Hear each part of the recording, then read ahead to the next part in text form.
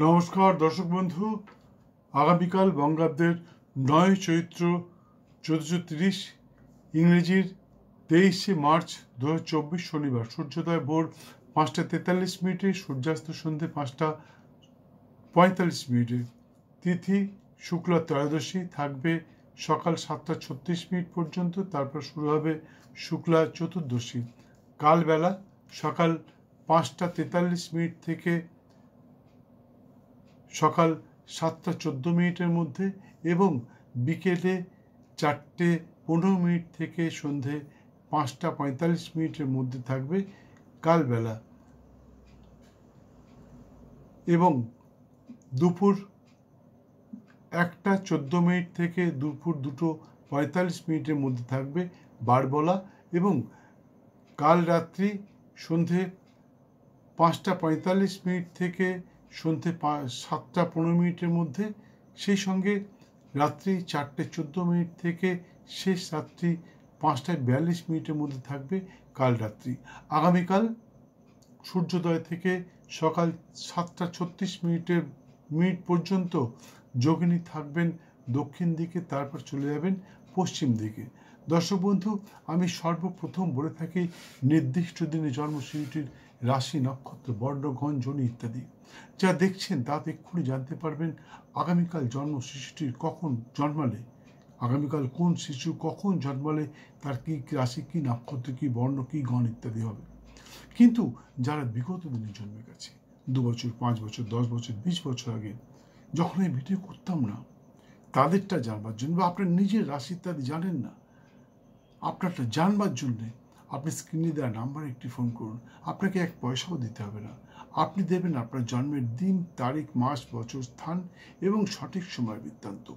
আমি আপনাকে বলে দেবো আপনার কী রাশি, কী নক্ষত্র। বন্ধু, জ্যোতিষের মন্তব্য শুনুন, সর্বক্ষেত্রে সফল হবেন। আর একটা কথা, আমি জানি আপনারা আমার ভিডিওগুলো দেখেন, সাবস্ক্রাইব করেন, শেয়ার করেন, লাইক করেন, কমেন্ট করেন, প্রচুর ফোন করেন।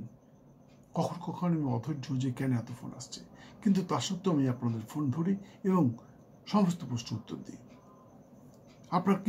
আপনারা যেটা করেন না সেটা হচ্ছে আপনারা বেল আইকনটা বাজাতে ভুলে যান, যার জন্যে সেকেন্ড টাইম অনেকেই আমার ভিডিও দেখতেও পারেন না। অনেকেই ফোন করেন যে দাদা ১ মাস আগে, ১ সপ্তাহ আগে, ১০ দিন আগে আপনার ভিডিও দেখেছিলাম, তারপরে মাঝখানে দেখিনি, হঠাৎ আজকে দেখতে পেলাম, কি ব্যাপার, আপনি ভিডিও ছাড়ছেন না কেন?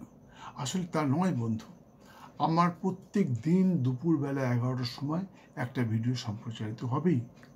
সে সঙ্গে মাঝে মধ্যে আরও কিছু ভিডিও ছাড়ি, কিন্তু আপনারা সেগুলো দেখতে পান না। তার কারণটা হচ্ছে আপনারা বেল আইকনটা বাজান না। তাই সকলকে বলছি, ভিডিওটা দেখতে দেখতে বেল আইকনটা বাজিয়ে দিন।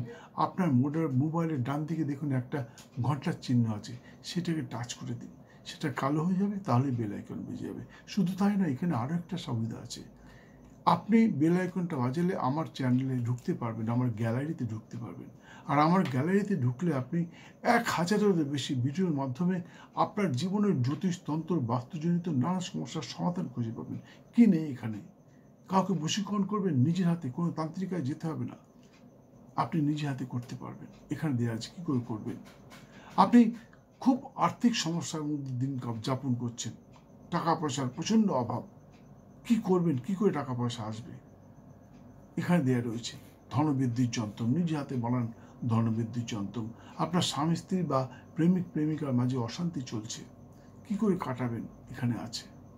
আপনার সময়টা খুব খারাপ যাচ্ছে, সোনায় হাত দিচ্ছেন, লোহা হয়ে যাচ্ছে, ছাই হয়ে যাচ্ছে, মাটি হয়ে যাচ্ছে, কিছু ভেবে উঠতে পারছেন না, কি করবেন।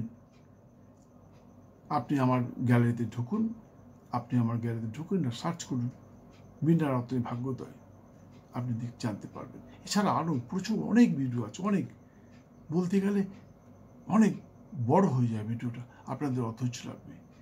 তাই আবার বলছি, ভিডিও দেখতে দেখতে বেল আইকনটা বাজিয়ে দিন, এবং আমার চ্যানেলে ঢুকে, আমার গ্যালারিতে ঢুকে নানা রকম ভিডিওর মাধ্যমে আপনার সমস্যার সমাধানের উপায় খুঁজে নিন। যাই হোক, আগামীকাল সূর্যোদয় থেকে সারা দিন, অর্থাৎ অহরাত্র মধ্যে যে শিশুটির জন্ম হবে তার হবে সিংহ রাশি, ক্ষত্রিয় বর্ণ, পূর্ব ফাল্গুনী নক্ষত্র, নরগণ, গোজনী এবং বিংশতির মতে তাদের জন্ম হবে শুক্রের মহাদশায়, অর্থাৎ আগামীকাল সূর্যোদয় থেকে আগামী পরশু সূর্যোদয় পর্যন্ত যার জন্ম হবে তার হবে সিংহ রাশি, ক্ষত্রিয় বর্ণ, পূর্ব ফাল্গুনী নক্ষত্র, নরগণ, গোজনী এবং বিংশতির মতে তার জন্ম হবে শুক্রের মহাদশায় এবং এদের নামের অধ্যক্ষর হবে ম অথবা ট দিয়ে। ভিডিওটি সম্পূর্ণ দেখার জন্য অসংখ্য ধন্যবাদ। ভালো লাগলে লাইক দিয়ে বেল আইকনটি বাজিয়ে দিয়ে সঙ্গে থাকুন। আবার দেখা হবে আগামীকাল দুপুর ঠিক 11টায় অন্য আরেকটি ভিডিওর সাথে। দিনটা আপনার খুব ভালো যাক। জয় মা।